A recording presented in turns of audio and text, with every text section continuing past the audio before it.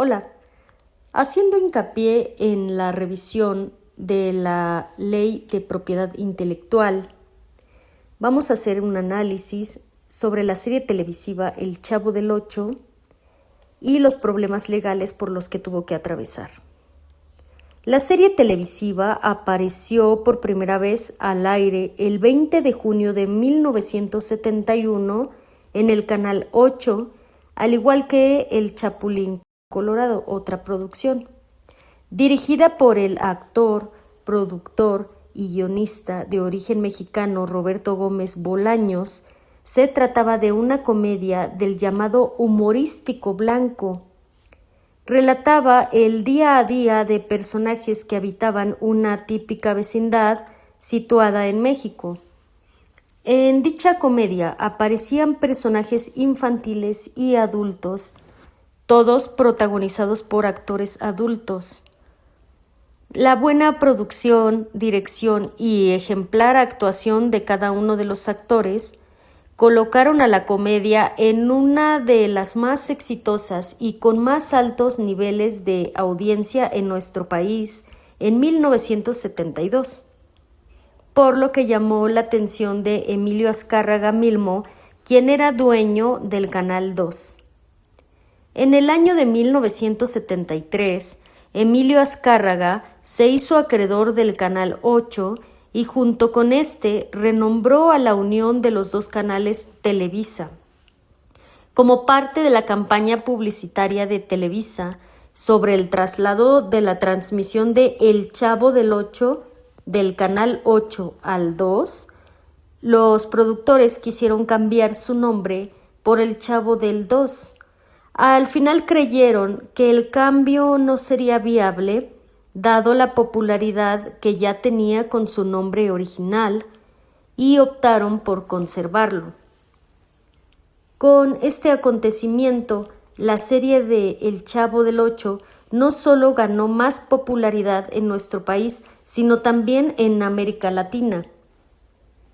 Como era de esperarse, vinieron los problemas legales, y es que los derechos de autor sobre la serie televisiva, véase transmisión de producciones, guiones y caracterización de los personajes, generaban grandes entradas de dinero para el productor Roberto Gómez Bolaños, Herederos y la productora Televisa. El actor Carlos Villagrán, autor que le daba vida al personaje de Kiko, y Roberto Gómez Bolaños disputaron judicialmente la autoría del personaje Kiko, pues el actor estaba haciendo uso del mismo fuera de las producciones dirigidas por Roberto Gómez Bolaños. Al final, Roberto Gómez Bolaños ganó el proceso jurídico y siguió siendo único titular de los derechos del personaje de Kiko. Pero en el año de 2012, tras no renovar la reserva de derechos de la titularidad del personaje La Chilindrina, María Antonieta de las Nieves disputó la autoría de los mismos y el Instituto Nacional del Derecho de Autor de México falló a favor de la actriz intérprete del personaje, permitiéndole el uso y explotación del personaje. Eso sí, su creador, Roberto Gómez Bolaños, no deja de ser titular de los derechos de autor.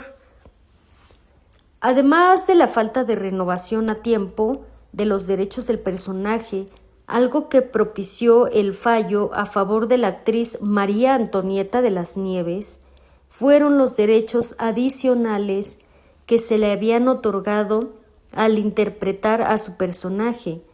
pues muchos de los rasgos de carácter físico y psicológico del personaje, la Chilindrina,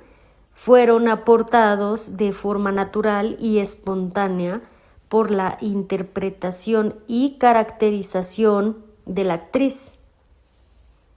En el año de 2014, el 28 de noviembre, a la edad de 85 años, falleció el actor, productor y guionista Roberto Gómez Bolaños Chespirito. el 31 de julio de 2020, tras varias disputas entre Televisa, dueños del material grabado, y los herederos de Chespirito, dueños de derechos de los personajes, libretos y material literario de Roberto Gómez Bolaños,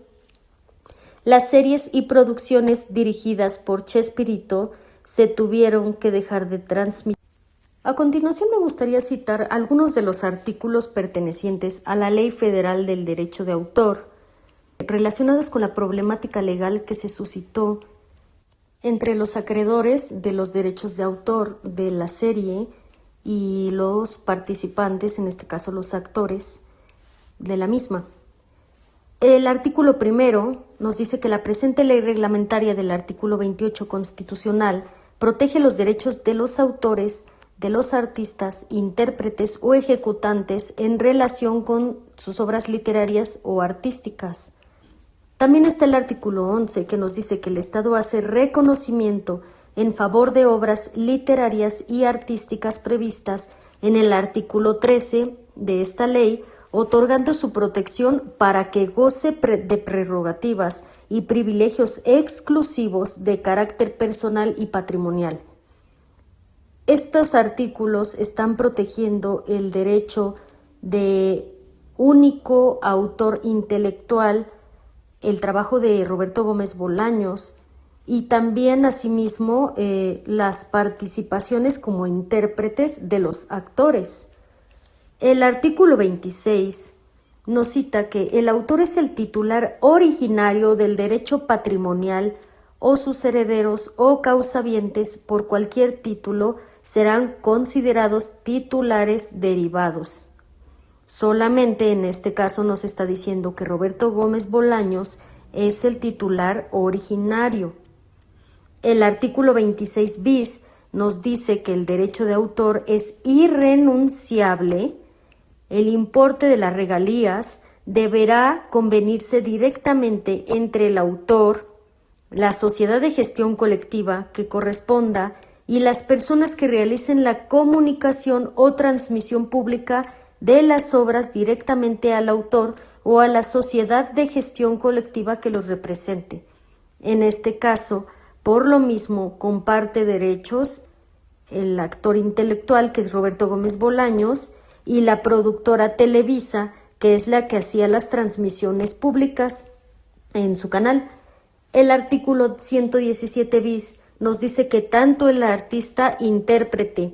o el ejecutante tiene el derecho irrenunciable a percibir una remuneración por el uso o explotación de sus interpretaciones o ejecuciones que se hagan con fines de lucro directo o indirecto por cualquier medio, comunicación pública o puesta a disposición. Esto quiere decir que los actores debían recibir una remuneración económica por parte de la televisora Televisa por el solo hecho de usar su imagen.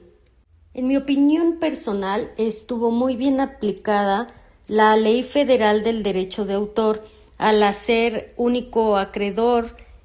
titular de los derechos de la serie televisiva El Chavo del Ocho al productor Roberto Gómez Bolaños,